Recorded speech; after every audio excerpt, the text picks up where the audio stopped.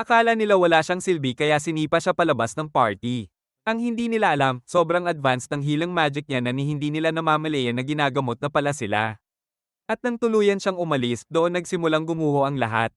Nagsisimula ang kwento sa kaharian ng Hearthsith, isang lugar kung saan mataas ang pagtingin sa mga healer dahil sa malaking ambag nila sa pagpapalawak at pag-unlad ng bansa.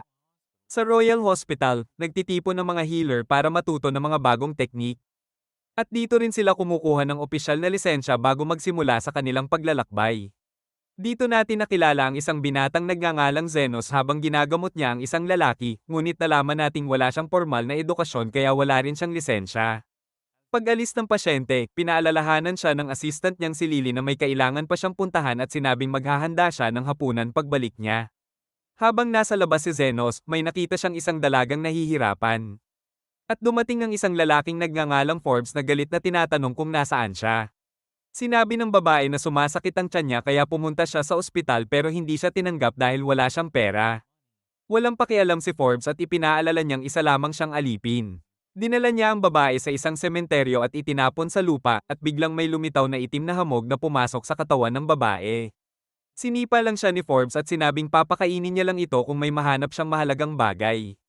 Paalis na sana siya nang biglang umatake ang babae gamit ang kanyang mga kuko at nasugatan siya hanggang dumyugo.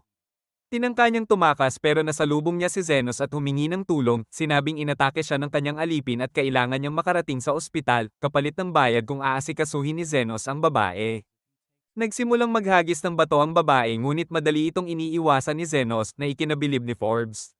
Inutusan niya si Zenos na patayin ang babae ngunit tumanggi ito dahil ang layunin niya ay magligtas ng buhay. Binalaan siya ni Forbes na maaari siyang mamatay kung hindi niya titigilan ang sinasabi niya, ngunit nabigla siya nang durugin ni Zenos ang isang napakalaking bato gamit lamang ang kanyang mga kamay. Humanga si Zenos sa bilis ng babae ngunit ginamit niya ang kanyang magic upang paliparin ito papasok sa isang bahay at sinabing kumalma na siya. Nang lapitan niya ito, napagtanto niyang sinapian pala ng multo ang babae kaya ginamit niya ang kanyang healing magic upang palayain ito. Humanga si Forbes sa kapangyarihan ni Zenos at inutusan siyang pagalingin siya, ngunit sinabi ni Zenos na off-duty na siya. Nagalit si Forbes at inutusang gawin iyon agad kaya sinabi ni Zenos na mas mataas ang bayad. Walang pakialam si Forbes at binigyan siya ng supot ng barya ngunit sinabi ni Zenos na kulang pa rin iyon na ikinainis ni Forbes dahil lampas na raw iyon sa karaniwang bayad. Doon inamin ni Zenos na isa siyang underground healer na walang lisensya at hiniling niya ang babae bilang kapalit ng bayad. Pumayag si Forbes at ibinigay ang babae kaya ginamit ni Zenos ang kanyang healing magic upang pagalingin siya. Samantala sa bahay, lumitaw ang maltong si Camila na sabik sa pagkain ngunit sinabi ni Lily na hindi pa ito handa. Dumating ang isang babaeng nagngangalang Sofia na naghahanap kay Zenos, ngunit sinabihan siyang wala pa ito kaya nagpasya siyang maghintay. Dumating din si Linga at sinabi ni Sofia na bumalik na siya dahil pasyente na siya ni Zenos para sa araw na iyon, ngunit nagpasya pa rin si Linga na manatili. Biglang pumasok ang isang orc girl na si Lo at sinabi ni Lily na maaari siyang sumama sa iba basta ayusin muna niya ang pintuan. Tinanong ni Lily kung makikikain sila at sinabi ni Lo na iyon lang naman talaga ang dahilan ng pagpunta niya at sumang-ayon din ang iba. Habang naglalagay ng labada si Lily, palihim na tinikman ni Lo at Linga ang niluluto niya at namangha sila sa sobrang sarap nito kaya hindi na nila napigilan ang sarili na kumain. Binalaan sila ni Sofia na magagalit si Lily, ngunit nang maamoy niya ang pagkain, hindi rin niya napigil ang sumali. Nauubos nila ang lahat ng pagkain at nagsimula silang magsisihan kung sino ang may kasalanan. Ngunit nang bumalik si Lily ay hiniling niyang ipaliwanag nila ang nangyari. Sinabi ni Sofia na hindi talaga nila napigilan ang sarili nilang kainin ang niluto niya.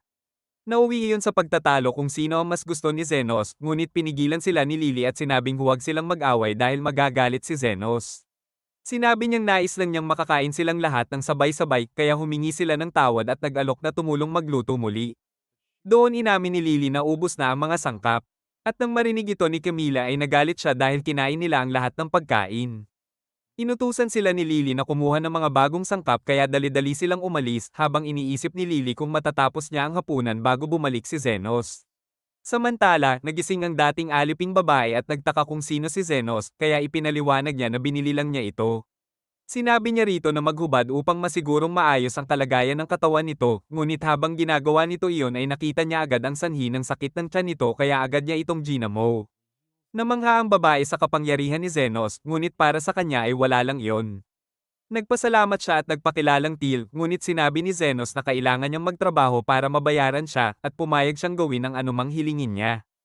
Inutusan siya ni Zenos na maghanap ng mga halamang gamot at matapos niya itong gawin ay sinabi ni Zenos na bayad na siya at wala na siyang utang.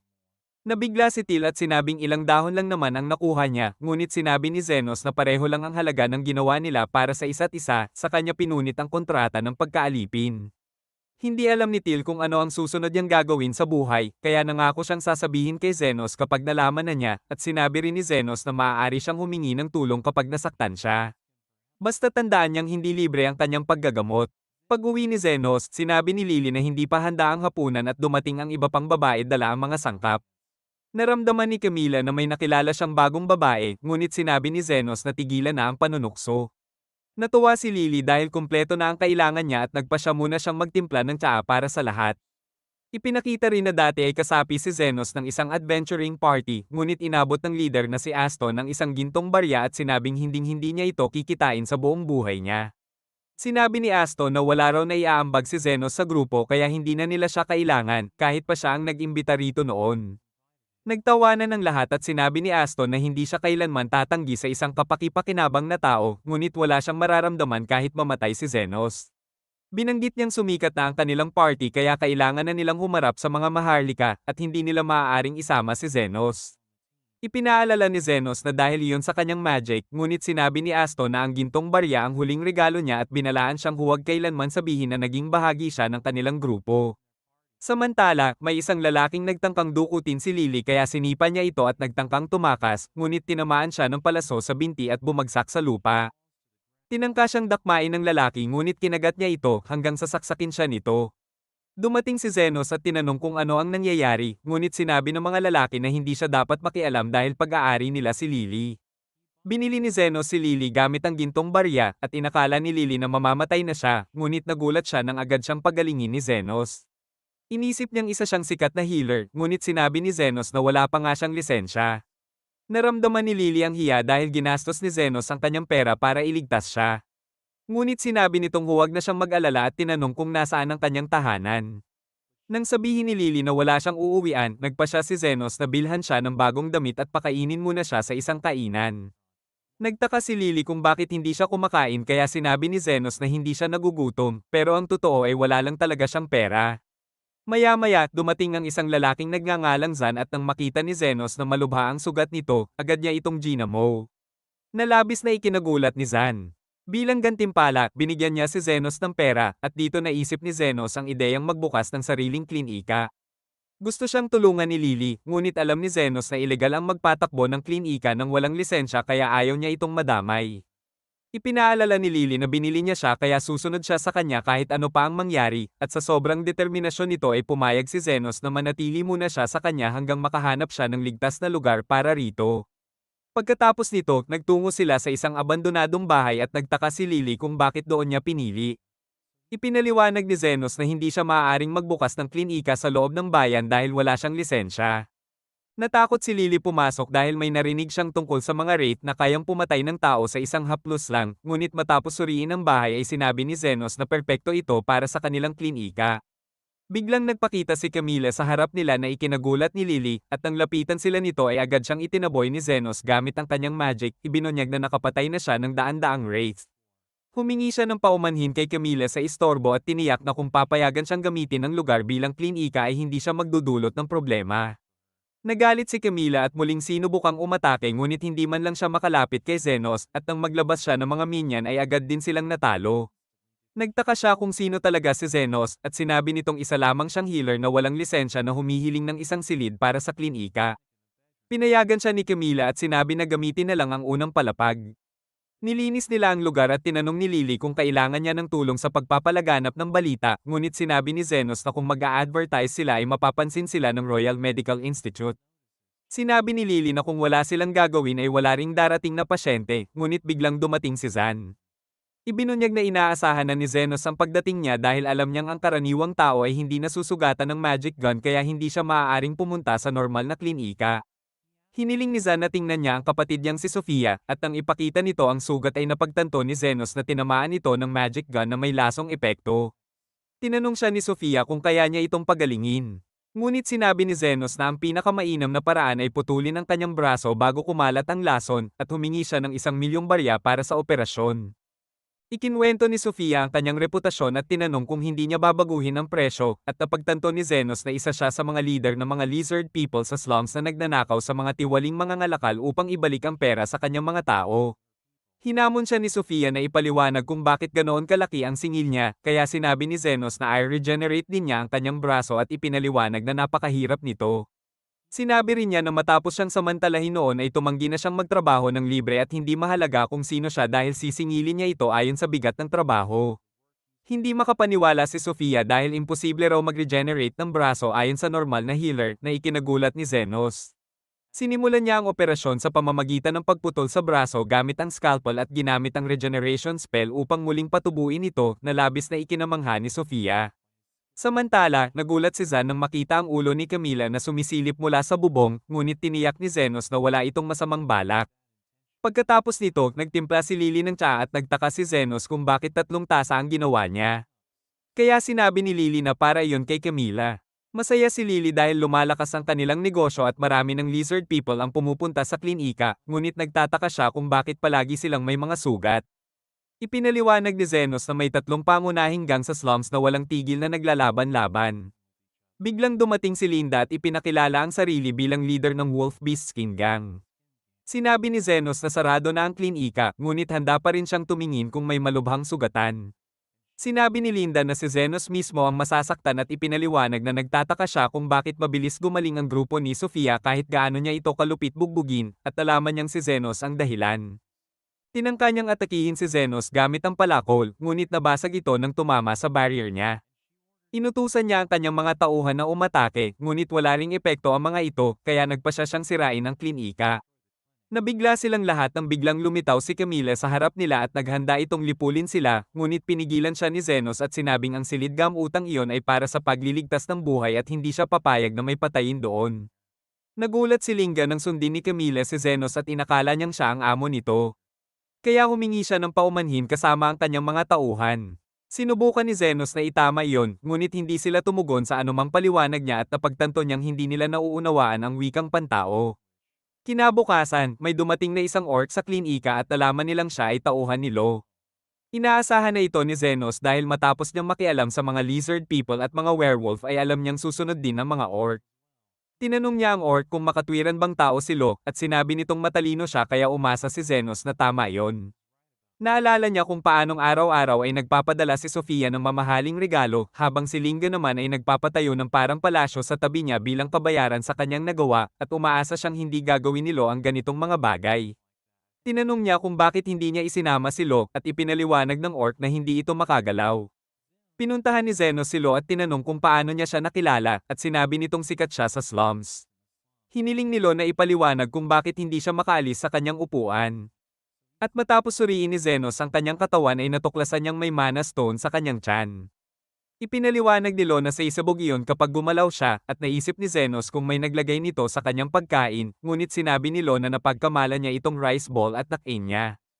Nagpa siya si Zenos na umalis at sinabing ilalabas din ng katawan niya ang mana stone, ngunit sinabi ni Lo na kaunti na lang ang oras bago ito sumabog.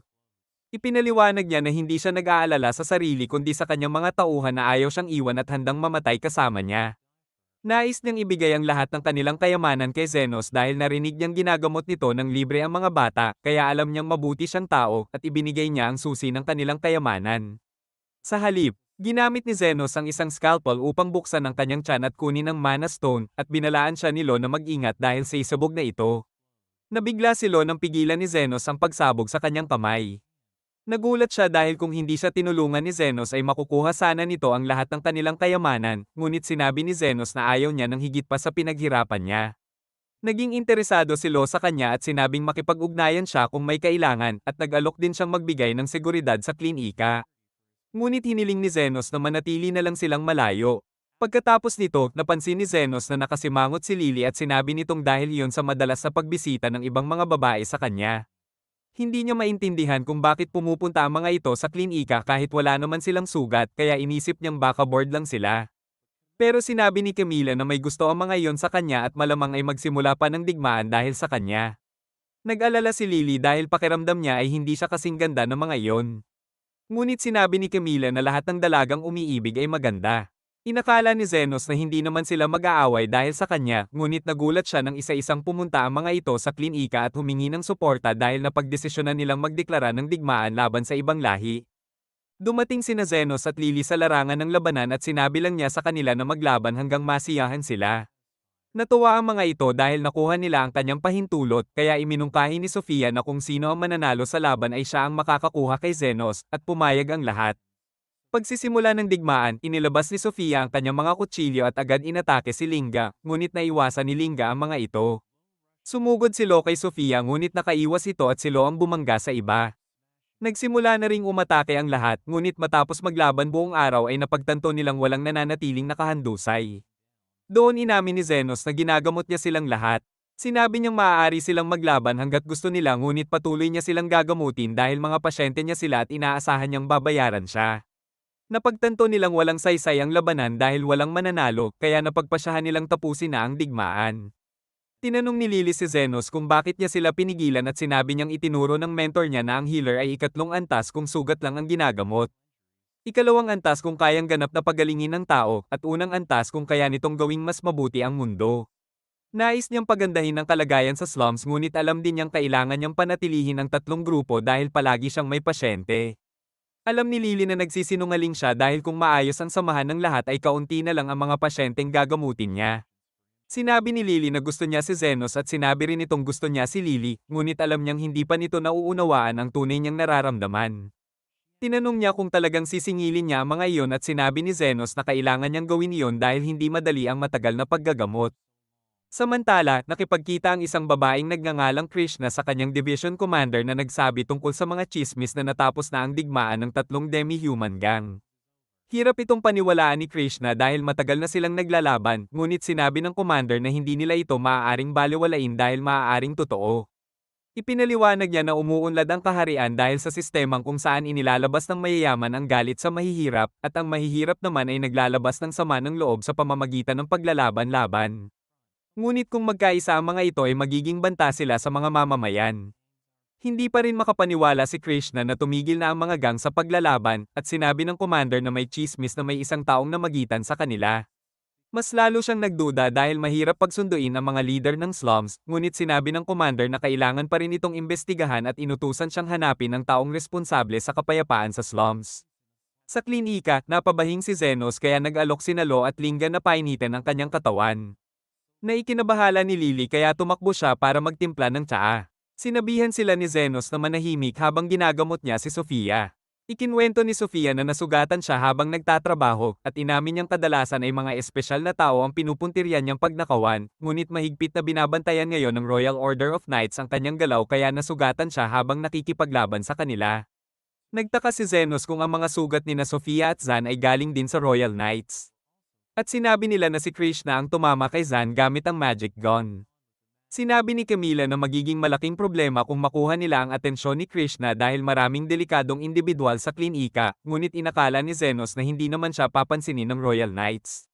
Tinanong siya ni Lily kung ano ang gusto niyang kainin sa tanghalian, ngunit nagsalita agad ang iba at ibinigay ang tanika nilang order kaya hindi na siya nakasingit. Habang kumakain sila, nagpasya si Camila na magpahinga muna ngunit pinaalalahanan niya si Zenos na siya lang ang nag-iisang tao sa kabisera na kayang pigilan ng mga leader ng slums. Samantala, dumating si Krishna sa slums at nagulat siyang makitang magkakasamang namumuhay ang iba't ibang lahi. Tinanong niya ang isang lizard man kung bakit hindi na sila naglalaban. Ngunit tumanggi itong magsalita at paalis na sana nang bigla niyang ilabas ang baril.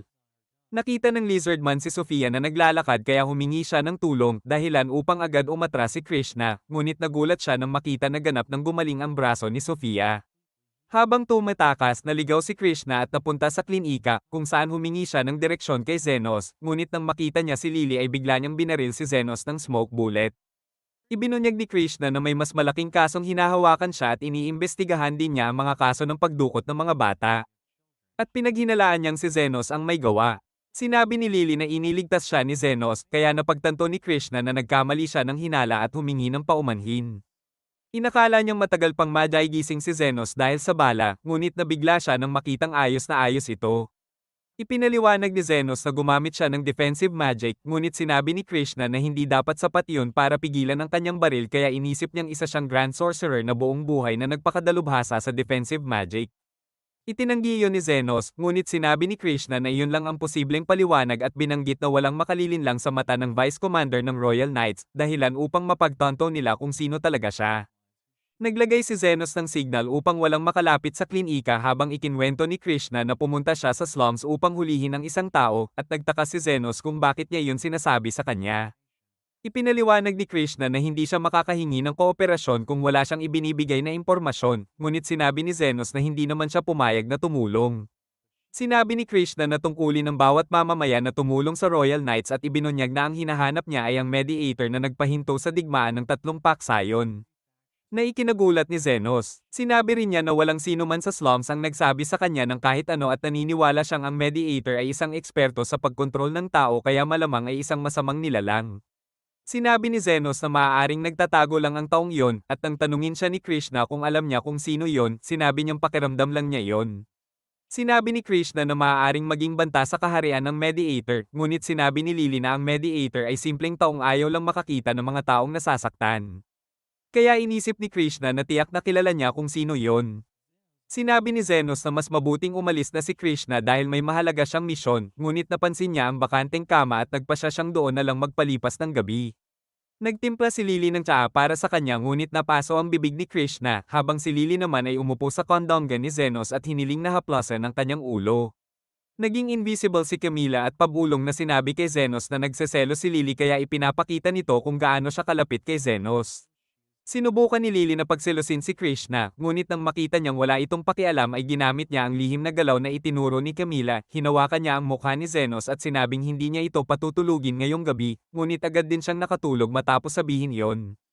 Pagkatapos nito, tinanong ni Krishna si Zenos kung posible bang mag-regenerate ng braso ang isang Master Healer dahil ayon sa kanya ay tanging mga santo o pinakamataas na antas ng healer lang ang kayang gumawa nito.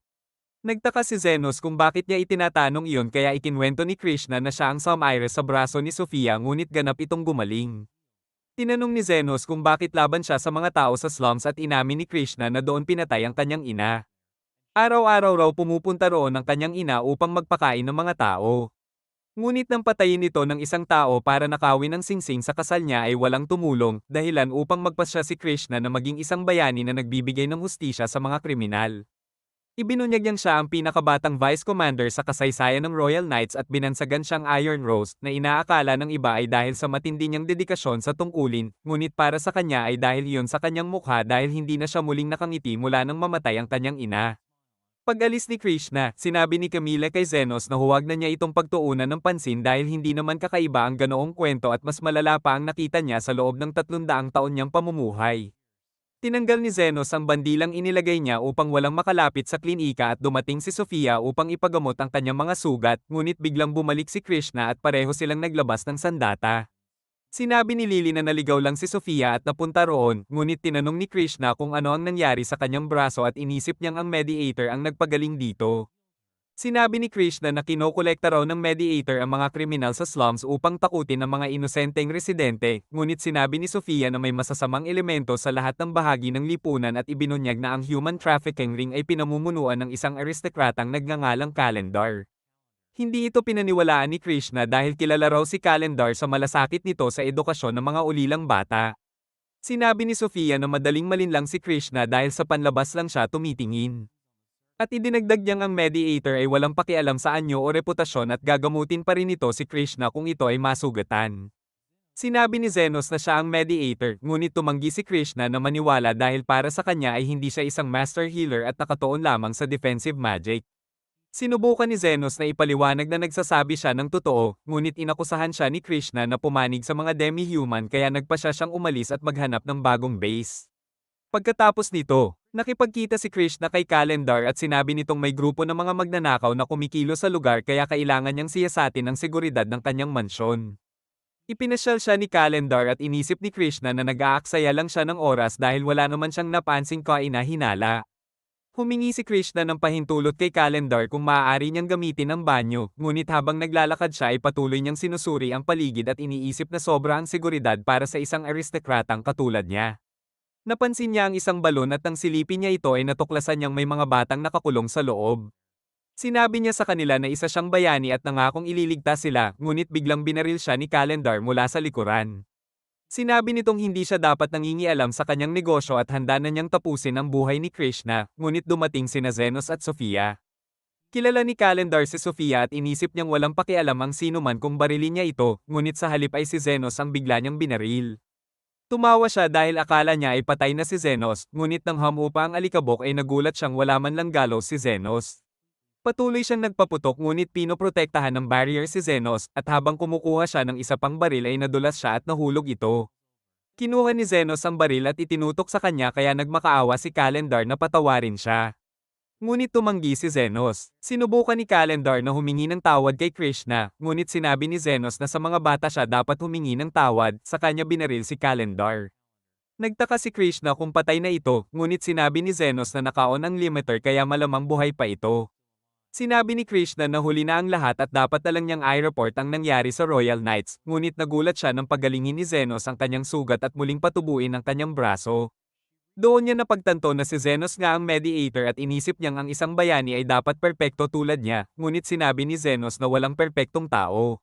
Sinabi niya kay Krishna na isa pa rin siyang bayani sa mata ng mga bata, at doon na unawaan ni Krishna na kahit inakala niyang biktima lang ang kanyang ina ay tunay itong masaya tuwing pumupunta sa slums upang magpakain ng mga bata. Napaiyak siya at sinabi na kahit may pagkukulang ang kanyang ina ay isa pa rin itong bayani. Matapos mailigtas ang mga bata, nagpasya sina Zenos at Sofia na umalis dahil paparating na ang Royal Knights, ngunit pinigilan sila ni Krishna at tinanong kung bakit siya iniligtas ni Zenos. Sinabi ni Zenos na kailangan pa niyang magbayad sa paggamit ng kama at isinama na rin niya sa singil ang paggagamot na ikinatawa ni Krishna at nakita niyang kakaiba siya. Bumalik ang kwento sa nakaraan nang matagpuan ni Aston si Zenos sa kalye at inimbitahan siyang sumama sa kanya, ngunit inisip ni Zenos na ang mga taga-slums ay hindi maaaring maging adventurer. Sinabi ni Aston na walang kinalaman ng estado sa kakayahan at tinanong siya kung may kaya siyang gawin, kaya sinabi ni Zenos na marunong siya ng healing magic. Hindi naniwala si Aston, ngunit isinama pa rin siya dahil ang totoo ay naghahanap lang siya ng alipin. Makalipas iyon, nakipaglaban si Aston sa isang lobo at palihim na ginamo ni Zenos ang kanyang mga sugat. Kaya nagawa niyang gamitin ang espada upang patayin ang halimaw, ngunit itinuring pa rin niya si Zenos na walang silbi. Matapos paalisin si Zenos, nagtungo siya kasama ang party upang tapusin ang isang trabaho para sa isang maharlikang nagngangalang Fennel, at balak nilang tapusin ito agad para makabalik sa pag-iinom. Nakaharap nila ang isang grupo ng mga magical creature kaya inutusan ni Aston ang isang kasapi na si Guile na gumamit ng defensive magic.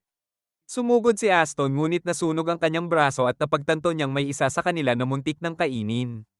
Kaya inutusan niya ang mage na si Anders na gumamit ng attack magic, ngunit natakot ito at walang nagawa. Naisip ni Aston na paalisin din siya at sinigawan si Guile na bilisan ng defensive magic, ngunit sinabi nitong ginagamit na niya iyon kahit hindi ito gumagana. Napilitan silang umatras at sinigawan ni Aston ang lahat dahil nahirapan sila laban sa mga rank B monster, ngunit sinabi ni Anders na wala rin naman siyang nagawa. Nagtaka si Guile kung si Zenos nga ba talaga ang lihim na nagpapagaling sa kanila noon. Ngunit sinabi ni Aston na imposible iyon, kahit pa kailangan pa rin nila ng healer kaya kumuha sila ng isang babaeng nagngangalang Human bago bumalik sa kuweba. Nagtaka si Human kung bakit kailangan pa nila ng tulong niya gayong kilala ang grupo sa paglabas ng mga dungeon na walang kahit anong sugat, kaya sinabi ni Aston na marami nang nagbago. Tinanong nila siya tungkol sa kasamahan nilang muntik ng makain ng halimaw at sinabi niyang mabubuhay ito, ngunit hindi na makakabalik bilang adventurer. Sinabi ni Aston na hindi iyon mahalaga dahil hindi naman daw nila kailangan ang mahina at pumasok sila sa kuweba. Pagpasok pa lang ay agad silang inatake ng mga halimaw gamit ang mga fireball at tinamaan si Anders. Sinabi ni Ian na mamamatay si Anders kung hindi siya magagamot ng isang tunay na healer kaya napilitan silang umatras muli. Sinigawan ni Aston si Guile dahil inakala niyang hindi ito gumagamit ng defensive magic, ngunit ipinaliwanag ni Human na kung wala ang magic na iyon ay agad nang namatay si Anders. Inutusan siya ni Aston na pagalingin si Anders agad, ngunit sinabi ni Human na kailangan itong dalhin sa ospital dahil kahit ang mga high-level healer ay walang magagawa sa ganoong kondisyon. Nagsimulang magduda si Aston at naisip kung si Zenos nga ba talaga ang nagpapagaling sa kanila noon dahil simula nang umalis ito ay palagi na silang nasusugatan, ngunit pinilit niyang paniwalaan na imposible iyon. Pagkatapos nito, dumating ang butler ni Fennel at nag-abot ng liham kay Aston na nagsasabing huwag na siyang magpakita muli sa kanyang amo. Ipinaliwanag ng butler na kung sinabi lang sana nilang masyadong mahirap ang trabaho ay nakahanap sana si Fennel ng ibang paraan para sa kaarawan ng kanyang anak. Ngunit dahil nabigo sila ay wala siyang maihandog dito. Sinubukan ni Aston na isisi ang lahat kay Zenos, ngunit napagtanto niyang hindi naman niya kailanman opisyal na ipinakilala si Zenos bilang miyembro ng kanilang party. Nagmakaawa siya sa butler na bigyan pa siya ng isa pang pagkakataon at sinabing kukuha sila ng mga bagong miyembro para hindi na muling pumalpak, ngunit sinabi ni Guile na masamang ideya iyon dahil wala naman silang malinaw na plano. Sinabi ni Aston na ibabalik niya si Zenos at nagtungo sila sa slums. Nagtaka si Guile kung paano nila ito hahanapin at sinabi ni Aston na kukunin niya ang tulong ng tatlong leader ng mga demi-human.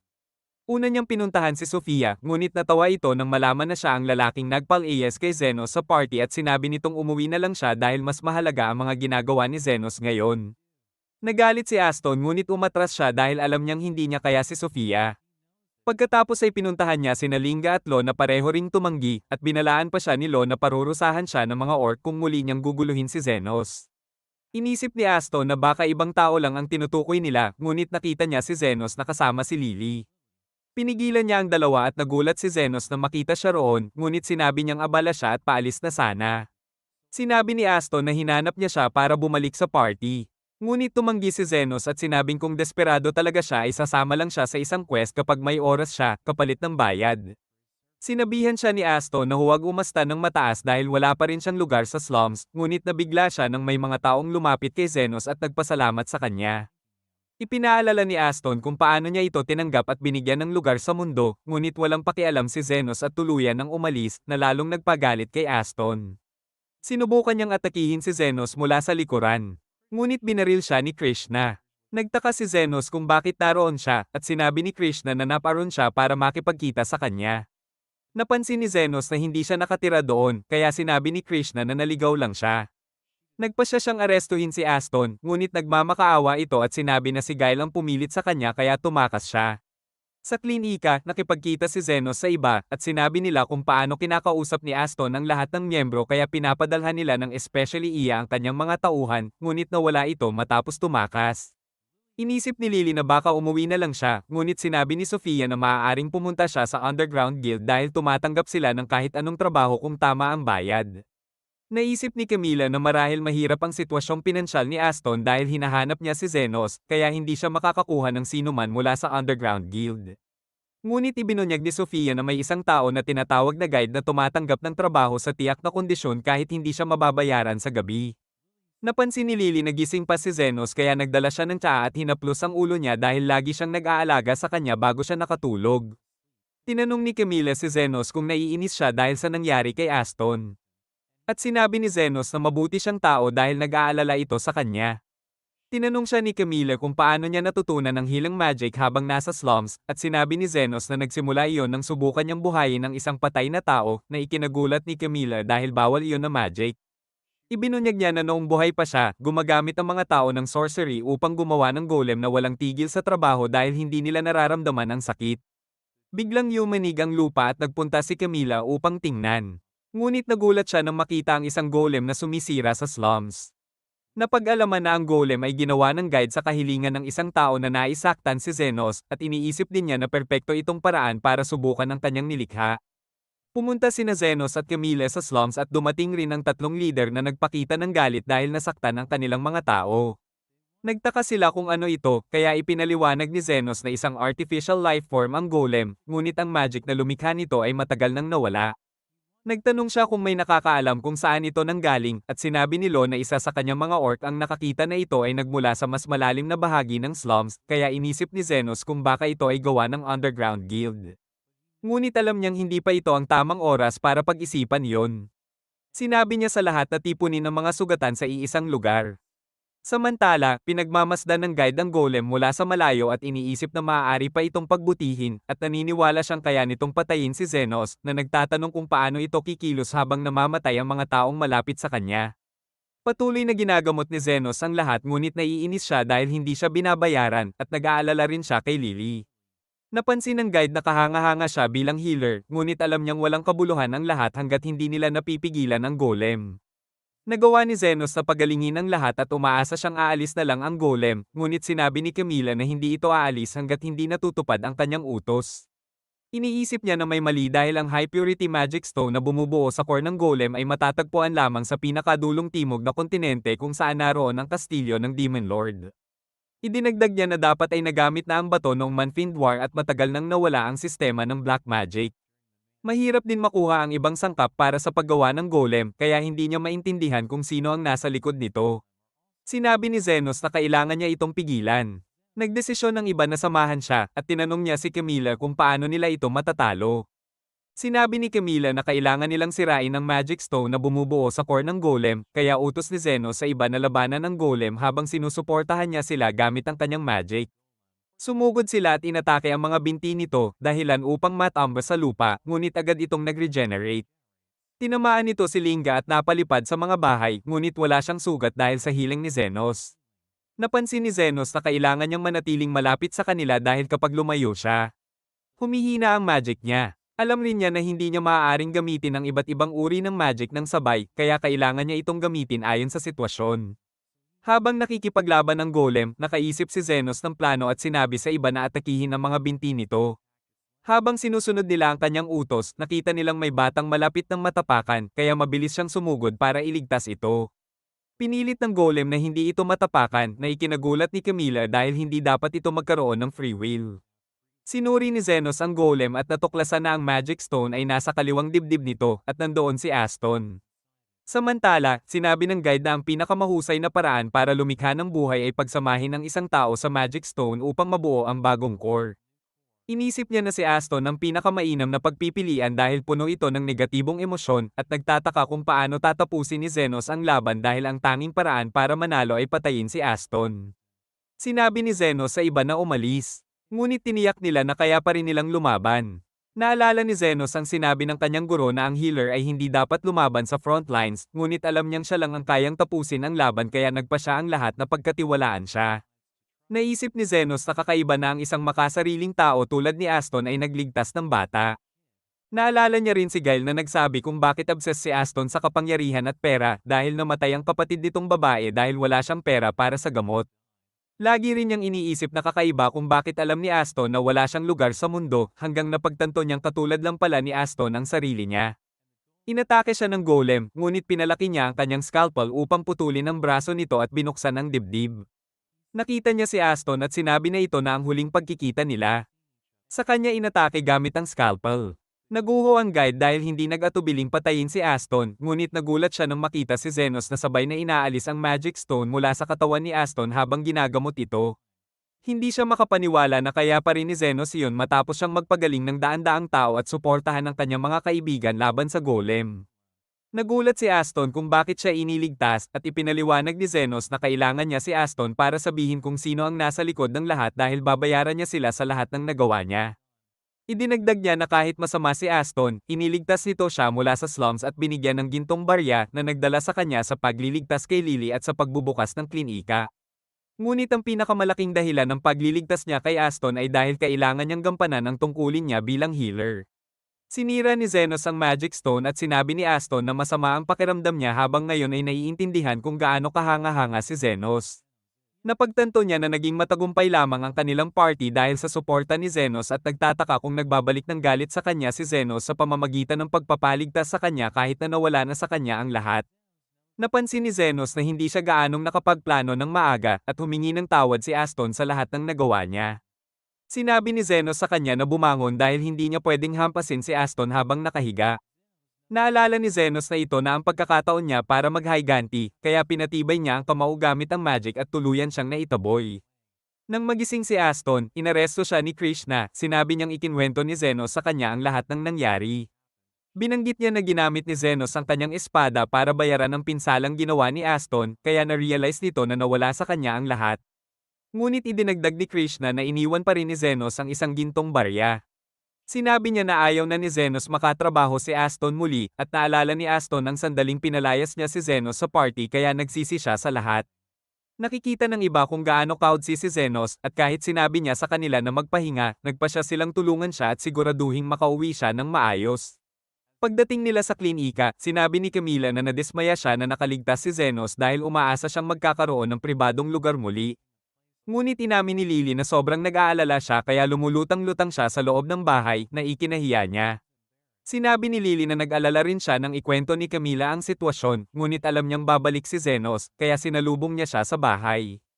Ibinunyag ni Krishna na inimbestigahan nila ang pag-atake ng golem at natuklasan na si Guide ang nasa likod nito, kaya sinabi ni Zenos na aalalahanin niya ito dahil kailangan pa niyang ipabayad ang pinsalang ginawa nito.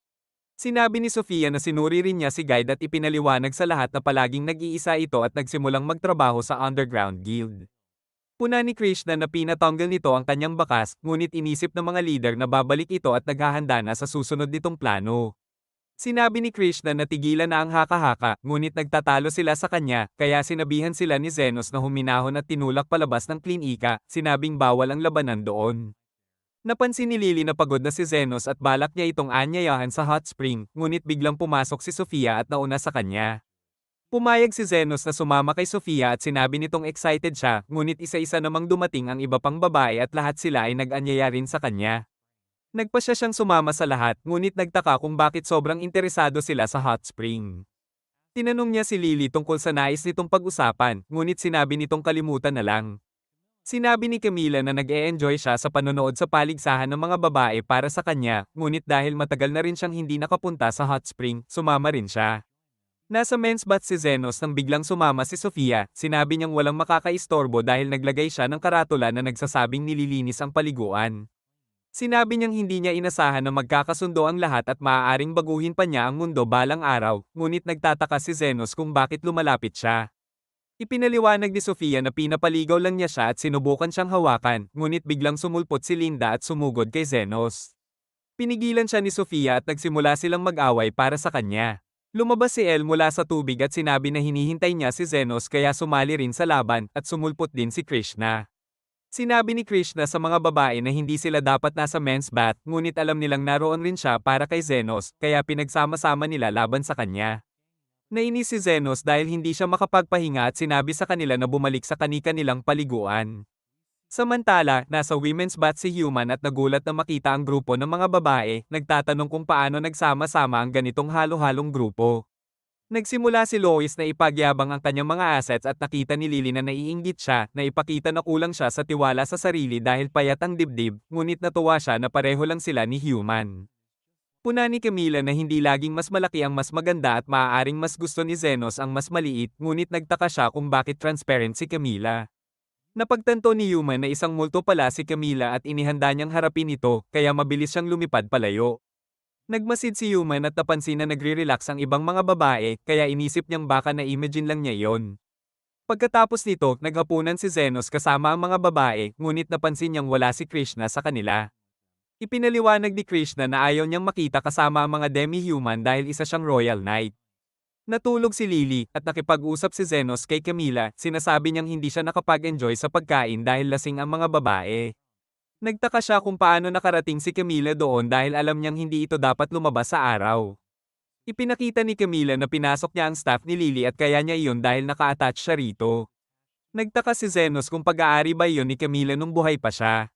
Ngunit sinabi nito na hindi niya maalala, kaya napagtanto niya na ayaw nitong pag-usapan ng nakaraan. Kinabukasan, narinig ng lahat ang isang pagsabog kaya nagpunta si Human sa kusina at napansin niyang nasunog ang braso ng chef.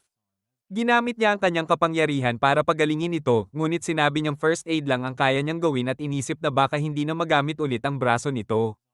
Biglang dumating si Zenos at nakita na nasugatan ang lalaki. Sinabi ni Human na kailangan siyang dalhin sa Royal Hospital kung saan magagamit ang advanced spells ng mga healer para tuluyang gumaling. Ngunit sinabi ni Zenos na hindi niya kailangan yon. Tinanong siya ni Lily kung ano ang nangyari, kaya ipinaliwanag niya na simpleng sunog sa kusina lang ito. Napagdesisyonan niyang ayusin ang lalaki ng libre dahil nagustuhan niya ang pagkain kagabi. Agad na gumaling ang braso ng chef at hindi makapaniwala si Human na ganap itong gumaling, na-realize niyang kakaiba si Zenos. Iniulat ni Human kay Becker ang kanyang nakatataas tungkol kay Zenos. Tinanong niya kung may natatandaan si Human tungkol dito at inilarawan niya ang itsura ni Zenos. Napagpasyahan ni Becker na hanapin siya, iniisip na baka nakatira siya sa slums dahil wala siyang official registration. Pagkatapos, nakikita natin si Becker sa klinika bilang demi-human at napansin niyang nakita niya si Zenos sa masamang kalagayan. Sinuri ni Zenos ang kanyang baga at natuklasan niyang may red lung disease si Becker na pumapatay sa maraming tao noon. Sinabi niya sa lahat na lumayo dahil mataas ang risk ng impeksyon, ngunit nagtaka siya kung bakit mayroon si Becker nito dahil naalis na ang sakit dahil sa lunas. Humanga si Becker sa diagnosis at ipinakilala ang sarili bilang elite healer mula sa Royal Hospital. Nag-aalangan si Zenos kung talagang may red lung disease si Becker at sumali si Eman, sinasabing pabaya ito dahil sinaktan niya ang sarili para lang makilala si Zenos. Ibinunyag ni Emma na uminom siya ng gamot na kanyang dinisenyo na nagdulot ng sintomas na katulad ng red lung disease, ngunit tiniyak niyang hindi siya mamamatay dahil nainom na niya ang antidote. Ipinakita ni Human na siya ang nakalikha ng lunas para sa ilang sakit kabilang ang red lung at dahil dito binigyan siya ng espesyal na ranggo bilang lead healer. Tinanong nila si Zenos tungkol sa kanyang quote at sinabi niya na pag-aari ito ng kanyang master. Tinanong sila ng pangalan niya, ngunit sinabi ni Zenos na hindi niya alam. Inimbitahan ni Becker si Zenos na magtrabaho sa Royal Hospital, sinasabing kailangan nila ang tulong niya para maresolba ang isang problema, ngunit biglang dumating ang mga babae at ibinunyag na pumunta sila roon dahil may nakita silang pulang bandila sa labas. Doon napagtanto ni Zenos na si Camila ang naglagay nito matapos mapansin na may mali. Sinabihan ng mga babae si Becker na umalis, ngunit binago niya ang kanyang approach at sinabi kay Zenos na ituring na lang ito bilang isang komisyon, kaya pumayag si Zenos na makipagtulungan sa Royal Hospital. Kinwestiyon ni Sofia ang desisyon niya, ngunit ipinaliwanag ni Zenos na kailangan niya ang ospital sa kanyang panig at naalala niya kung paano nila nailigtas ang napakaraming buhay sa slums sa pamamagitan ng pamamahagi ng lunas sa Red Lung ng walang bayad. Dahil dito, napagtanto ng mga leader na mabubuting tao sila. Naisip ni Zenos kung kilala ba ni Becker ang kanyang master, kaya nangako si Becker na sasabihin niya ang lahat kapag pumunta siya sa Royal Hospital at sinabi ring tutulungan niya si Zenos na magkaroon ng tahimik na buhay kapag nalutas na ang problema, bago siya opisyal na tanggapin sa kanilang grupo. Pagdating ni Zenos sa Royal Hospital, inimbitahan siya ni Becker sa opisina at ipinaliwanag ang kanyang misyon na kailangan ng tulong niya sa pangangalap ng impormasyon tungkol sa mga taong nawawala. At ibinunyag na isa na siyang special research student kaya maaari siyang dumalo sa mga programa ng ospital. Ipinaliwanag ni Becker na magpapakilala siya bilang isang healer na kakabalik lang mula sa ibang bansa at huwag mag-alala sa pagkalantad ng kanyang identidad dahil may isang elite healer na nagpapatunay sa kanya. Pagpunta ni Zenos sa dormitoryo, nagulat siya nang makita si Lily at ipinaliwanag ni Human na pinayagan siyang manatili roon dahil bahagi siya ng pamilya ni Zenos. Sinabi ni Lily na asawa siya ni Zenos. Ngunit itinaman ni Human na kapatid lang siya sa mga dokumento, at natuwa si Zenos na naroon si Lily dahil nag-aalala siya na maiwan ito. Nang makaalis si Human, tinanong ni Lily si Zenos kung gusto ba siya nito, ngunit pinaalalahanan niya itong kapatid lang ang papel niya at nagtaka kung sino ang nagturo sa kanya na magsalita ng ganoon, kaya umamin si Camila na siya ang nagturo. Binalaan ni Zenos si Lily na maraming healer sa Royal Hospital ang maaaring magpaalis sa kanya kapag nalaman ng totoo, ngunit sinabi ni Lily na hindi siya natatakot dahil hindi raw sila kasing lakas ni Zenos. Makikita si Zenos na kumakain kasama si Human at tinanong niya kung paano nakakakuha ng lisensya ang isang normal na healer. Kaya ipinaliwanag ni Human na kailangan muna nilang mag-aral ng ilang taon bago kumuha ng healer exam at kapag pumasa ay saka pa lamang sila magkakaroon ng lisensya. Sinabi rin niyang maraming oportunidad sa trabaho pagkatapos ng exam at maaari pa silang kumuha ng rank-up exam kapag nakilala na ang kanilang pangalan. Nang itanong ni Zenos ang tungkol sa mga nawawalang tao, ikinwento ni Human ang tungkol sa senior niyang si Fried, ang deputy head ng laboratory, na napakatalino at tumulong kay Becker sa pagbuo ng lunas sa Red Lung. Kaya nais siyang hanapin ni Zenos at tinanong kung may anumang lead. Biglang lumitaw si Professor Goldren at ipinaliwanag ni Human na isa siyang Class 7 Advanced Healer at Vice Director ng Royal Hospital. Sinabi niya na ang healing system ay nahahati sa 7 klase at ang antas ni Goldren ay halos pinakamataas na maaaring maabot ng isang healer maliban na lamang kung magiging elite healer siya. Nagtaka si Zenos kung bakit maraming taong sumusunod kay Goldren at ipinaliwanag ni Human na siya ang may pinakamalaking awtoridad sa ngayon dahil ang kasalukuyang direktor ay masyado ng matanda upang gampanan ang kanyang mga tungkulin. Idinagdag niya na mula nang maging Vice Director si Goldren, mas kaunti na ang atensyong ibinibigay ng Royal Hospital sa mahihirap na pasyente dahil gusto niyang unahin ng mga healer ang mayayaman. Sa tingin niya, layunin ni Goldren na isulong ang sarili niyang political agenda at ikinwento niya kay Zenos ang mga chismis na naabot nito ang kasalukuyang klase dahil sa suportang nakuha niya mula sa mga noble. Gusto sanang umiwas ni Zenos kay Goldren, ngunit ipinaliwanag ni Human na hindi niya ito maiiwasan dahil posibleng may kinalaman si Goldren sa pagkawala ni Fried. At ibinunyag na hiniram niya ito mula sa laboratorio ni Becker. Nalaman nila na pumayag si Fried dahil inakala niyang magandang learning experience yon, ngunit matapos ang isang buwan ay bigla na lamang siyang nawala. Nagtanong si Zenos kung paano niya lalapitan si Goldren, kaya sinabi ni Yuma na ang kailangan lang niyang gawin ay maging kapansin-pansin sa klase dahil kusa siyang kakausapin ni Goldren kapag nakita nito ang talento niya.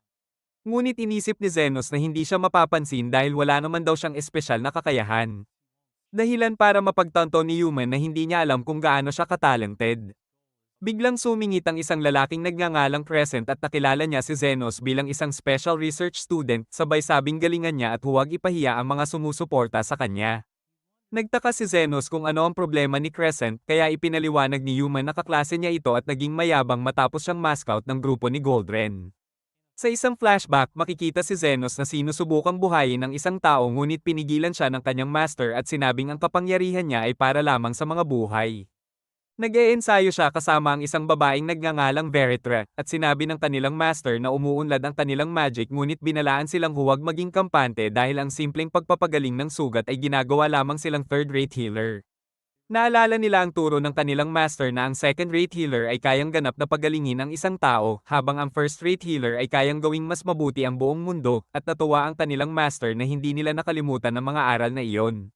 Bumalik sa kasalukuyan habang dumadalo si Zeno sa isang lecture tungkol sa undead, at nalaman na pamilyar na siya rito dahil nakalaban na niya ang mga ito noong adventurer pa siya.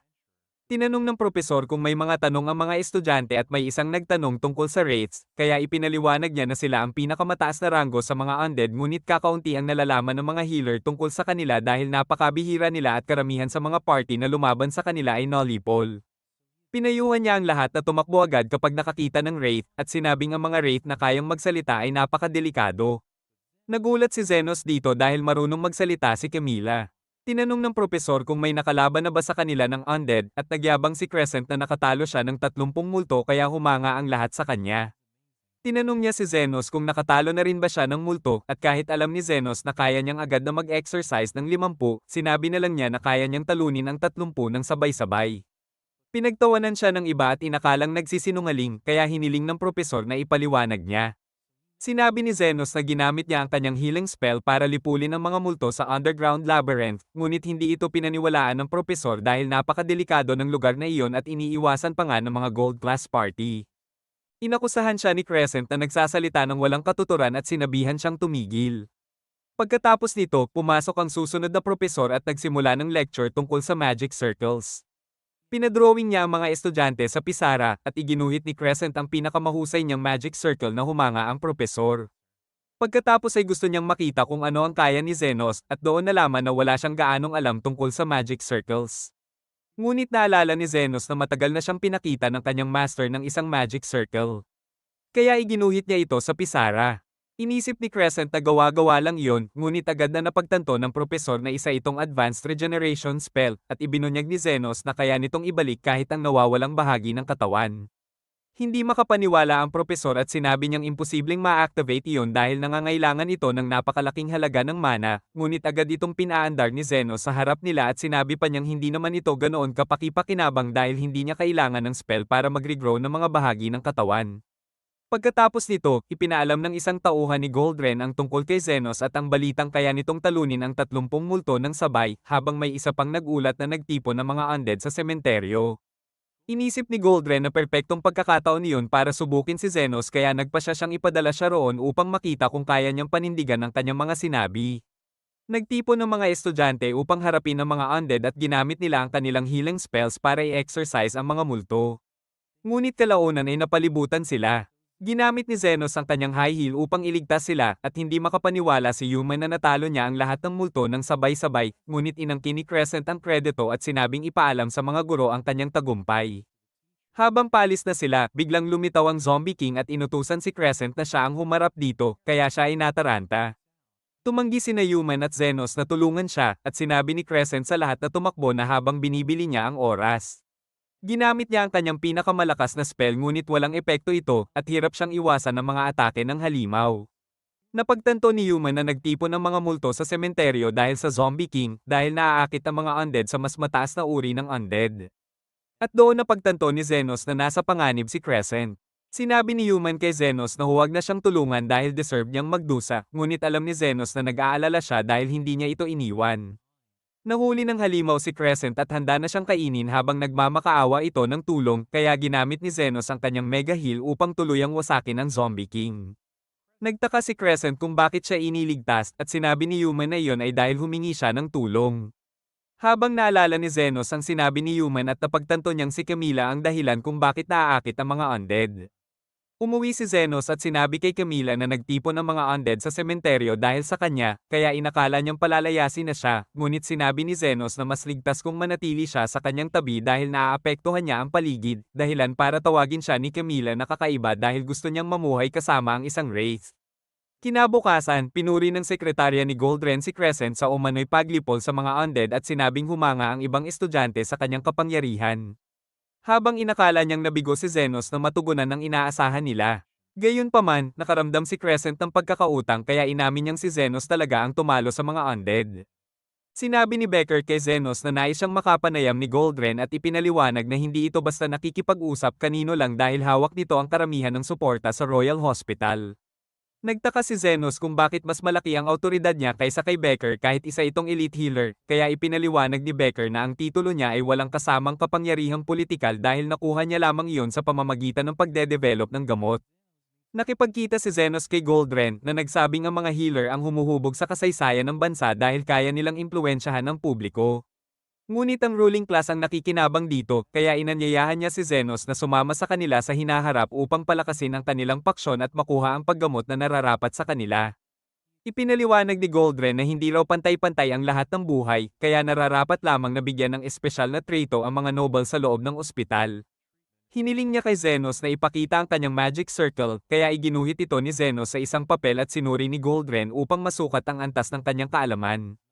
At nang makita niyang napakahusay nito, tinanggap niya si Zenos sa kanyang laboratorio.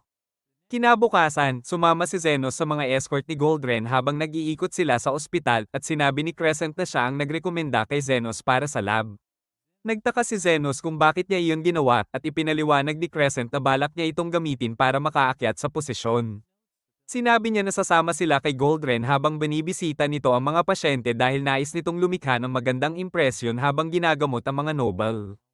Tumakbo si Zenos para mas makita ng mabuti at nakita niya ang isang pasyenteng napilayan ng bukong-bukong.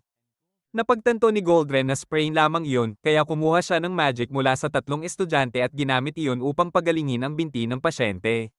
Bumalik si Zenos kay Crescent at tinanong kung anong spell ang ginamit, kaya ipinaliwanag ni Crescent na iyon ay tinatawag na health transfer magic na gumagamit ng life force ng ibang tao upang pabilisin ang paggaling. Ipinaliwanag niya na kailangan ni Goldren ng maraming donor upang mabawasan ang bigat na mararanasan ng pasyente, at doon napagtanto ni Zenos kung bakit napakaraming tao ang palaging kasama ni Goldren. Idinagdag ni Crescent na ginagawa rin ito ni Goldren para sa eleksyon dahil malapit nang magretiro ang kasalukuyang direktor na si Sharp, kaya sinusubukan niyang tiyakin ang mga boto upang siya ang maging susunod na direktor. Sa tingin ni Crescent, maaari siyang umangat sa tuktok sa pamamagitan ng pagsipsip kay Goldren, ngunit nang itanong ni Zenos ang tungkol kay Fried, ibinunyag ni Crescent na nawala ito matapos imbitahan sa hapunan. Ipinaliwanag niya na si Goldren ay nag-aanyaya lamang ng kanyang mga paborito sa hapunan. At aminado siyang naiinggit siya sa kanila dahil siguradong maliwanag ang kanilang kinabukasan kapag naging direktor si Goldren. Pagkatapos nito, nagulat si Zenos kay Becker na nagsabing kailangan pa nila ng mas matibay na ebidensya at sinabi kay Zenos na dapat siyang maging isa sa mga paborito ni Goldren upang makapasok sa mga hapunan nito. Nag-alok si Becker ng dagdag na bayad kapag nagtagumpay siya at sinabi rin niyang nais niyang malaman ang tungkol sa master ni Zenos, kaya nangako si Becker na sasabihin niya ang lahat ng alam niya. Biglang may mga baryang nahulog sa sahig at tinanong ni Becker si Zenos kung alin ang pupulutin niya muna, at kung naniniwala ba siyang pantay-pantay ang lahat ng buhay, ngunit biglang dumating si Human at naalala ni Becker na may pulong siya, kaya naghanda na siyang umalis at sinabing umaasa siya kay Zenos. Makikita siling na palihim na pumapasok sa klinika ni Zenos ngunit nakasalubong niya si Sofia na napagtantong naroon din siya para maglinis, at bigla ring dumating si Lolo at sinabing pareho ang dahilan niya. Kaya sabay-sabay silang naglinis. Bumalik ang kwento kay Zenos habang ipinakikilala ni Crescent ang alaga ni Goldren na si Milk at ibinunyag na siya ang inatas ang mag-alaga rito. Sinabi ni Crescent na may pulong si Goldren kasama ang 7 noble at iniisip niyang balang araw ay magiging isa rin siya sa kanila kapag nakaakyat siya sa hanay ng kanilang paksyon, kaya napagtanto ni Zenos na todo kayod si Crescent para ma-promote. Inisip ni Zenos na ang mga healer ay dapat nakatuon sa pagpapagaling ng mga tao. Ngunit ipinaliwanag ni Crescent na hindi raw sapat ang magic lamang, kaya mas mahalaga sa kanya ang pera at katayuan. Nakilala nila ang isang lasenggerong nagngangalang Bon na napansin na si Crescent na naman ang nag-aalaga kay Milk at sinabi nitong ayaw niya sa hayop.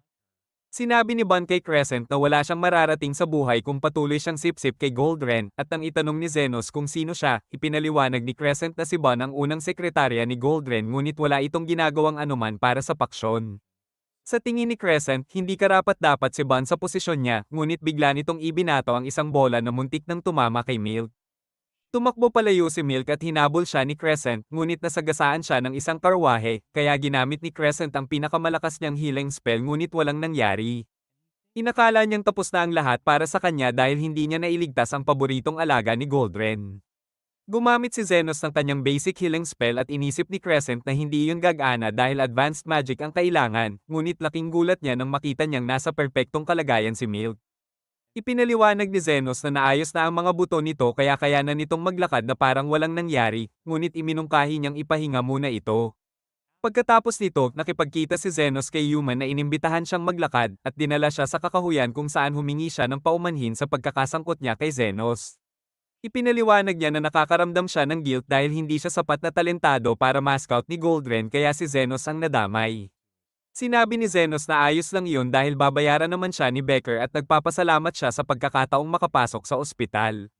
Binanggit niya na nais niyang malaman pa ang tungkol sa kanyang master na nagturo sa kanya ng lahat ng alam niya kaya pakiramdam niya ay may utang na loob siya rito. Sinabi ni Human na may utang din siya kay Becker dahil naging mentor niya ito at iniwan ito ng kasintahan dahil sa labis na dedikasyon sa pananaliksik kaya siya na ang nag-aalaga rito ngayon. Tinanong siya ni Zenos tungkol sa relasyon nila at ibinunyag ni Human na tiyuhin niya si Becker, ngunit aminado siyang hindi siya kasing talino nito at nakatuon lamang siya sa pananaliksik kung paano mag-imbak ng gamot. Sa tingin niya ay boring ang kanyang research at sumang-ayon si Zenos, ngunit sinabi niyang kadalasan ng pinakamahalagang bagay sa buhay ang pinaka-boring. Natuwa si Human sa sinabi niya at tinawag siyang isang kawili-wiling tao, ngunit bigla nilang narinig ang boses ni Camila na nagsabing may bago na raw siyang kasintahan, kaya nagtataka si Human ngunit sinabi ni Zenos na huwag na lang itong pansinin. Nang gabing iyon, bumalik sila sa ospital ngunit biglang lumapit si Crescent at nagmakaawang tulungan nila siya. May pulong si Goldren kay Lord Fennel na humiling na suriin ang pantal sa mukha ng kanyang anak na patuloy na lumalala sa mga nagdaang araw. Sinabi ni Goldren na ito ay odd face disease at tinanong siya ni Fennel kung maaari ba itong gamutin, ngunit alam niyang hindi ito magiging madali. Iniisip ni Goldren ang sakit at alam niyang hindi ito nakamamatay, ngunit kailangan ng anak ni Fennel na sumailalim sa operasyon at nangangamba siyang mag-iiwan ito ng peklat sa mukha. Naisip niya na kung may sapat siyang donor para sa health transfer magic ay maaari niya itong pagalingin ng walang operasyon, ngunit dahil ayaw ipakita ng dalaga ang kanyang mukha ay dalawa lamang na assistant ang maaari niyang isama. Nagpasya siyang magpahinga muna kasama si Milk ngunit nasalubong niya si Bon na nagsabing nasagasaan ito ng karwahe, kaya nagalit si Goldren at tinanong kung may kinalaman ba siya rito, ngunit sinabi ni Bon na napagaling na ni Crescent si Milk. Pinuntahan ni Goldren si Milk sa silid nito at natuwa siyang makita itong nasa perpektong kalagayan at walang kahit anong peklat. Bumalik ang kwento kay Crescent habang sinasabi niya kay Zenos na inatasan siyang gamutin ang anak ni Fennel na may odd face disease. Ngunit sinabi ni Zenos na huwag siyang mataranta at tinanong kung bakit hindi na lang niya ito putulin.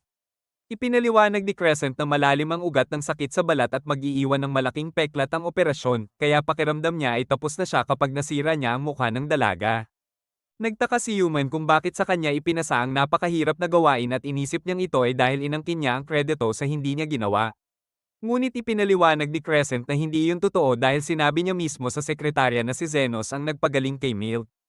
Dinalhan sila ni Lily ng tsaa at napansin ni Crescent na cute siya, ngunit ipinaliwanag ni Lily na kay Zenos na siya. Pumunta si Goldren sa mansyon ni Lord Fennel at tinanong kung bakit siya ipinatawag, kaya ipinaliwanag ni Fennel na ayaw lumabas ng kanyang anak dahil takot itong magkapeklat sa mukha. At umaasa siyang kayang gamutin ni Goldren ang kanyang anak nang walang maiiwang peklat, kaya hiniling niyang kumbinsihin niya itong sumailalim sa operasyon. Pumunta sila sa silid ng dalaga at sinabi ni Fennel sa kanyang anak na hayaan si Goldren ang humawak ng kanyang paggamot. Ipinakilala ni Goldren ang sarili bilang healer mula sa Royal Hospital at ipinaliwanag na hindi magagamot ang kanyang kondisyon ng walang operasyon, ngunit hindi siya pinagkatiwalaan ng dalaga dahil inakala niyang ipinadala siya ng kanyang kaaway upang sirain ang kanyang mukha.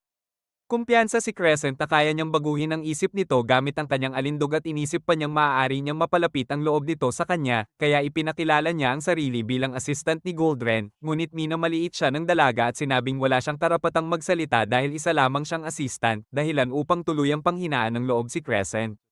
Napagtanto ni Zenos na siya na ang susunod na magsasalita kaya sinabi niya sa dalaga na ayos lang kung ayaw niyang sumailalim sa paggamot dahil hindi naman ikamamatay ang kanyang kondisyon. At ang pinakamasamang maaaring mangyari ay magmukha siyang isang matandang babae bago siya tuluyang tumalikod at magkunwaring aalis. Nabahala ang dalaga sa narinig at nagpasya siyang makinig sa kanila. Ipinaliwanag ni Goldren na tama ang sinabi ni Zenos at ang abnormal na paglaki ay magpapapangit sa kanyang mukha pagkalipas ng isang buwan at ang tanging paraan para alisin ito ay sa pamamagitan ng operasyon. Sinabi ng dalaga na ayaw niyang magpa-opera dahil walang garantiya na hindi mag-iiwan ng peklat sa kanyang mukha at agad siyang tumalikod. Kinausap siya ni Zenos at napansin niyang may mga alagang ibon ang dalaga, ngunit nakita niyang may isang sugatan. Ikinwento ng dalaga na nakita niya ito sa hardin at naniniwala siyang hindi na ito muling makakalipad. Tulad niya na hindi na raw makakalabas ng bahay. Tinanong siya ni Zenos kung gusto ba niyang gumaling, ngunit sinigawan siya ng dalaga at tinanong kung sino ba siya para magsalita ng ganoon. Sinabi ni Zenos na pasyente niya siya at biglang nakalipad ang ibon dahilan upang mapagtanto ng dalaga na seryoso at totoo ang kakayahan niya. Ipinaliwanag ni Zenos na wala siyang pakialam kung sino siya dahil pantay-pantay ang pagtrato niya sa lahat ng pasyente at tungkulin niyang pagalingin ang mga ito. Muli niyang tinanong ang dalaga kung gusto niyang gumaling at sinabing may pag-asa pa siya. Nagpasya si Charlotte na sumailalim sa operasyon at ginamit nila ang gamot ni Becker upang siya ay patulugin habang sinabi ni Fennel na ipinagkakatiwala niya sa kanila ang kanyang anak. Dahil naniniwala si Goldren na si Crescent ang nagpagaling kay Milk, inatasan niya itong magsagawa ng operasyon, ngunit napansin ni Zenos na nanginginig ang mga kamay ni Crescent dahil alam niyang napakahirap ng gagawing pamamaraan. Sinabihan siya ni Goldren na mag-focus at hintayin na lumitaw ang mga ugat ng odd face disease. Sinuri ni Zenos ang katawan ni Charlotte at sinabi kay Crescent kung saan matatagpuan ang mga ugat at nangakong tutulungan siya sa buong operasyon. Sinimulan nila ang operasyon ngunit napagtanto ni Crescent na ang mga ugat ay nakapulupot sa mga nerbiyos ni Charlotte at sinabi ni Goldren na masisira ang itsura ng dalaga kapag naputol ang mga nerbiyos. Gayunpaman, alam niyang hindi nila magagamot ang sakit kung hindi tuluyang puputulan ang mga ugat kaya inutusan niya si Crescent na gawin ito at sinabing masisira ang kanyang reputasyon kapag hindi nila tuluyang inalis ang abnormal na paglaki.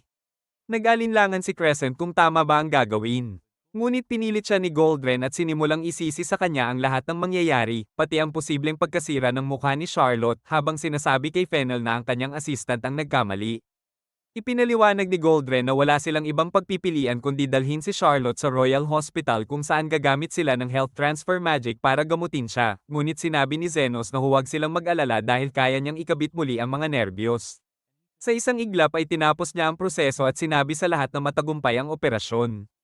Nang magising si Charlotte, napagtanto niyang nawala na ang abnormal na paglaki, at sinabi ni Lord Fennel na perpekto ang ginawa ni Goldren kaya nagpasya siyang suportahan ito sa paparating na eleksyon. Gayunpaman, naalala ni Charlotte na narinig niya ang boses ni Zenos habang isinasagawa ang operasyon at tinanong ang kanyang ama kung sino siya. Bumalik si Zenos sa ospital at tinulungan si Human na buhatin ang mga timpla ni Becker papunta sa storage room, at nagpasalamat si Becker sa kanilang tulong habang tinatanong si Zenos kung naging matagumpay ang operasyon. Biglang dumating si Crescent at sinabi kay Zenos na inimbitahan sila sa dinner party ni Goldren. Binati ni Becker si Zenos at sinabing ito ang unang pagkakataon na nag-imbita si Goldren ng isang bagong solta pa lamang sa kanyang laboratorio, at idinagdag niyang halos tapos na ang gawain ni Zenos. Nang gabing iyon, nagtipon ng lahat para sa salo-salo kung saan inihayag ni Goldren na magre-retiro na si Director Char sa susunod na buwan at gaganapin na ang eleksyon para sa bakanteng posisyon. Sinabi niya na ang kanilang paksyon ang pinakamalaki sa ospital at may suporta pa ng pamilya Fennel kaya kampante siyang mananalo siya. Nagtaka si Lily kung bakit walang kasamang bisita si Crescent at napagtanto niyang hindi ito popular sa mga babae at naisip niyang baka inimbitahan nito si Human dahil palagi siyang sinusundan. Ngunit sinabi ni Crescent na ayos lang sa kanya basta't kasama niya si Zenos. Sinabi ni Goldren sa lahat na dapat silang ipagmalaki dahil pinili niya silang maging bahagi ng kanyang inner circle. Samantala, nagsimulang magtanong-tanong si Zenos at napagtanto niyang nawala si Fred noong gabing inaalagaan niya si Ban na lasing sa isang party. Tinanong niya si Ban tungkol kay Fred ngunit sinabi nitong wala siyang maalala at idinagdag na nagustuhan niya si Fred dahil ito lang ang kumausap sa kanya sa party at inihayag na inutusan sila ni Goldren na layuan siya. Ngunit wala siyang pakialam dahil si Goldren ang dahilan kung bakit nabubuhay siya nang walang iniintinding problema. Tinanong ni Lily kung paano niya nakilala si Goldren ngunit tumanggi siyang sumagot at sinabihang lubayan na siya. Inisip ni Zenos na wala na silang makukuhang impormasyon mula kay Bond, ngunit naniwala si Lily na may alam pa ito kaya sinadya niyang painumin siya. Habang nagsisilbi siya ng alak, pinakinggan niya ang kwento ng buhay ni Bond hanggang sa mapansin ni Zenos ang ginagawa niya at ipinaliwanag ni Lily na ginagamit niya ang teknik na itinuro ni Camila. Dahil mas nagsasalita raw ang mga lalaki kapag umiinom kasama ang isang babae. Muling tinanong ni Zenos si Bond tungkol kay Fred at sinabi nitong lumabas sila noong nalasing siya, kaya nagpa siya si Zenos na muling likhain ang sitwasyon. Nahulog ang inumin ni Bond at bigla niyang inisip na si Zenos ay parang si Goldren, at sinabi niyang malapit na siyang maging noble dahil sa nangyari 13 taon na ang nakalipas. Nang tanungin siya ni Zenos tungkol dito, sinabi ni Bond na iyon ang araw ng pagsabog na tuluyang nagbago ng kanyang buhay, at idinagdag na ang suporta ng pamilya Fennel ang nagbigay daan para maging propesor siya sa ospital.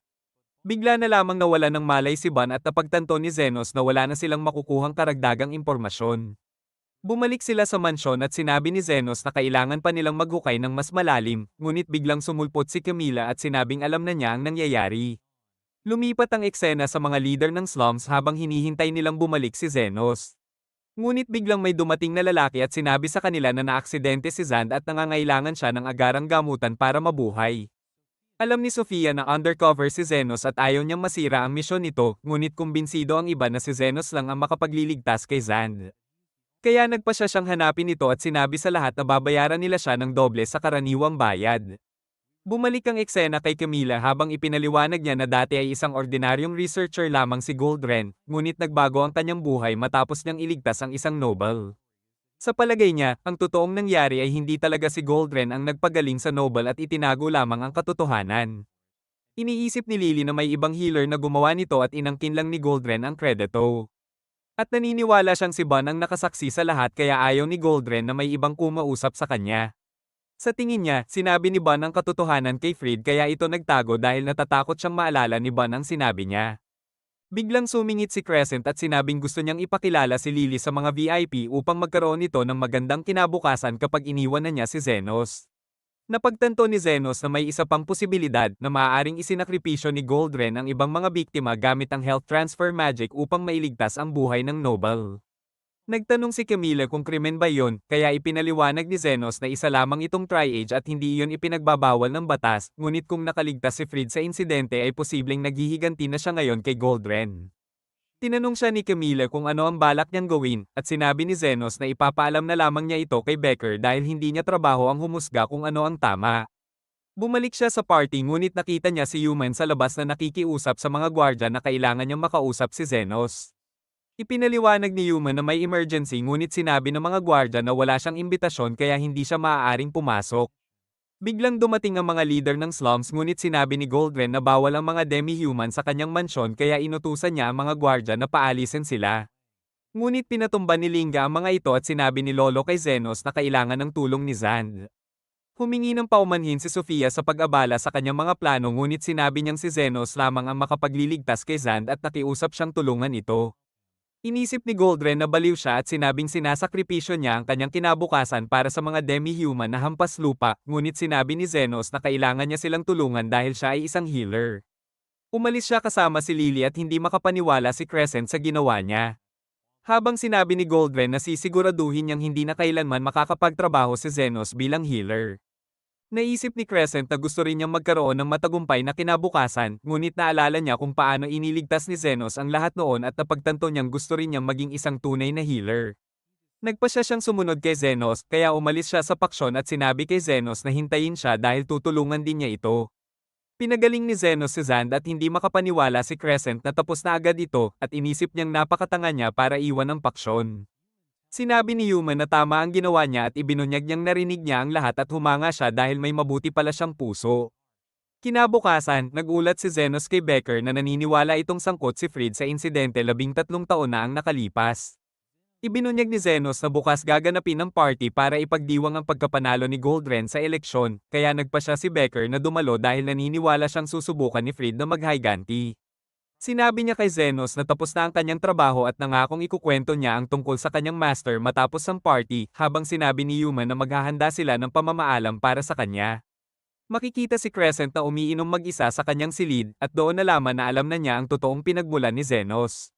Ngunit ayaw niyang umalis si Zenos. Ibinunyag ni Zenos na hindi niya kapatid si Lily at sinabi ni Lily na siya talaga ang asawa nito, ngunit ipinaliwanag ni Zenos na hindi iyon totoo.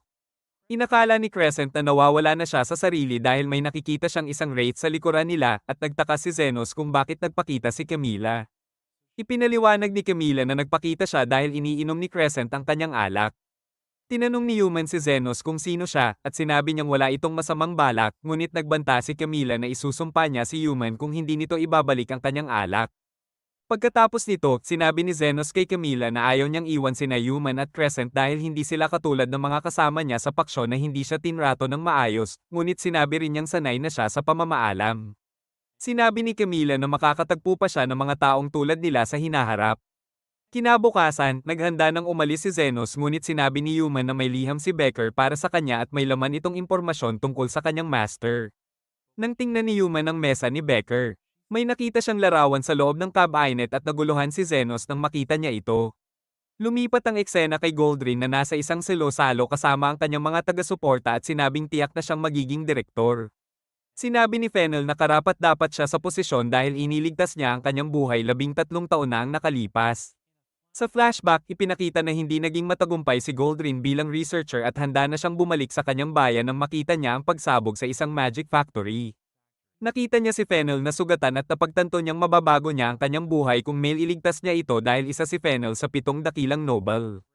Ginamit ni Goldrin ang kanyang health transfer magic upang pagalingin si Fennel ngunit ginamit niya ang ibang mga biktima bilang donors at nakunan ni Ban ng litrato ang pangyayari. Upang hindi siya mabunyag, ginawa niyang sekretaryo si Ban at pinayagan siyang mamuhay ng walang alalahanin. Bumalik ang eksena sa kasalukuyan kung saan binati siya ni Becker at binigyan ng alak. Sinabi ni Goldrin na si Zenos ay isang promising na estudyante ngunit hindi na siya magtatagumpay dahil iniwan nito ang paksyon para lamang pagalingin ang mga hampas lupa, at sinabi niyang hindi pantay-pantay ang halaga ng lahat ng buhay. Samantala, nakita ni na Zenos at Human ang mga larawan mula 13 taon na ang nakalipas at napagtanto nilang naroon ang isang Fried kaya nalaman nilang nakaligtas ito sa pagsabog. Nagulat si Human nang makita ang isang babae sa mga larawan dahil nakilala niya ito bilang kasintahan ni Becker. Bumalik ang eksena kay Goldrin habang naghahanda siyang magtalumpati at inanyayahan ang mga bisita na mag-toast, ngunit matapos nilang inumin ang alak ay bigla siyang nawala ng malay. Nang magising siya, nakita niya si Becker na nagsabing nilason niya ang lahat at mamamatay sila kung hindi magagamot sa loob ng 1 oras. Sinabi niya na mas mahina ang lason sa alak ni Goldrin kaya may 2 oras pa itong mabubuhay. Tinanong ni Goldrin kung bakit niya ito ginagawa at ipinaliwanag ni Becker na ginagaya lamang niya ang nangyari 13 taon na ang nakalipas, at sinabi niyang nag-imbestiga si Zenos sa insidente at nagbigay sa kanya ng mahalagang impormasyon. Sinabi rin niyang pinatahimik niya si Ban gamit ang kanyang espesyal na timpla upang makuha ang katotohanan at nakuha niya ang mga larawan mula noon. Alam niyang isinakripisyo ni Goldrin ang ibang mga biktima upang iligtas si Fennel at sinabi niyang kabilang sa mga iyon ang isang Fried at ang kanyang kasintahan, at inutusan niya si Goldrin na pumili kung sino ang nais niyang iligtas sa party. Nagtanong si Goldrin kung may antidote siya ngunit ininom ni Becker ang kanyang alak at sinabi niyang nilason din niya ang sarili, at sinabi kay Goldrin na iligtas siya kung gusto nitong makuha ang antidote. Sinabi ni Becker kay Goldrin na magmadali dahil nauubos na ang oras. At nagpa siya itong gamutin muna ang sarili bago iligtas si Fennel dahil hindi siya sigurado kung may antidote si Becker. Naghanda siyang isakripisyo ang iba pang bisita, ngunit pinaalalahanan siya ni Becker na mas mahina ang kanyang lason, kaya siya ang may pinakamaraming life force sa silid at pwede niyang gamitin iyon para iligtas ang lahat. Sinabi rin ni Becker na dapat muna niyang iligtas ang sarili dahil mas mahalaga ang kanyang buhay kaysa sa kanyang mga taga-suporta.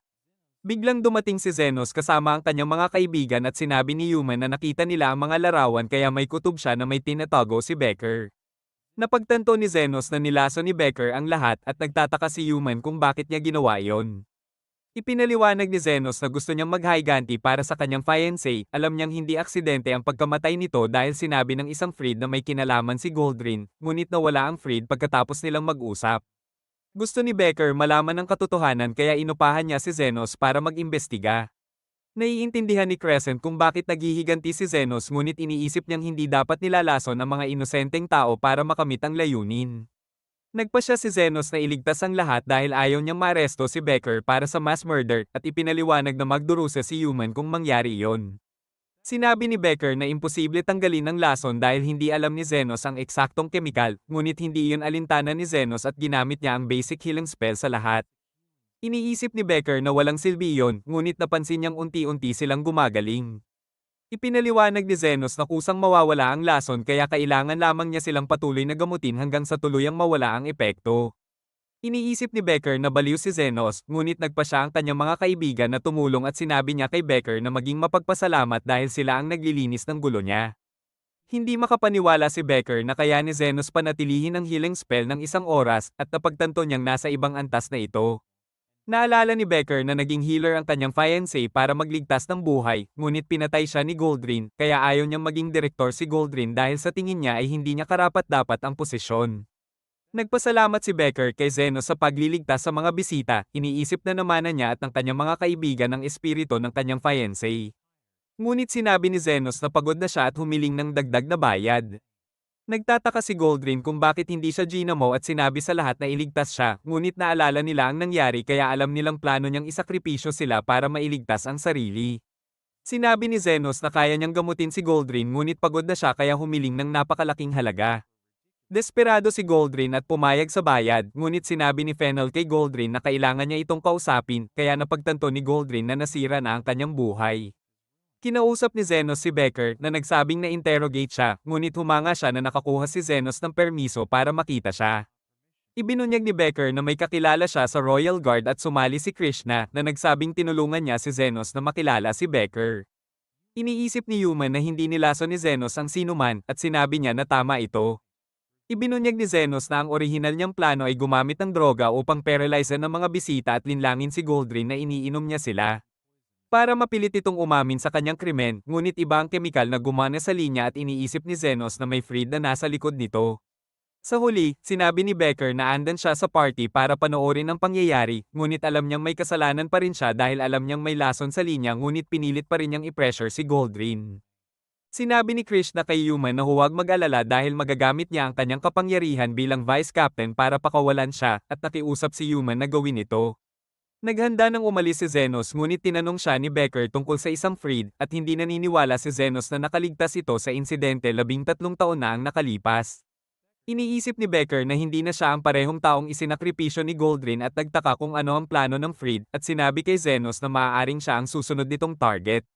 Pagkatapos niyang umalis, sinabi ni Becker na dumating si Zenos para tulungan si Human dahil magdurusa ito kung mapatunayang may kasalanan siya at alam niya na si Zenos ay tao na gusto iligtas ang lahat. Napag-alaman na ang lalaki na naglasong alak ay nais lamang makita kung paano tutugan si Goldrin, ngunit nakaharang si Zenos sa plano niya. Natuklasan din na natatakot siya, ngunit may ibang tao na tila kumokontrol sa kanyang katawan at handa nang gumawa ng susunod na hakbang. Naghanda nang umalis si Zenos at nalungkot ang kanyang mga kaibigan dahil hindi siya nabigyan ng kredito sa pagliligtas sa lahat dahil sila ay walang malay ng ginamo niya sila. Ngunit sinabi niya na nakuha na niya ang gusto niya. Umalis siya kasama si Lily at bumalik sa kanyang klinika kung saan muli siyang nakasama ng mga babae na natuwa sa kanyang pagbabalik. Naghanda siya upang asikasuhin ang susunod na pasyente at dito nagtatapos ang video.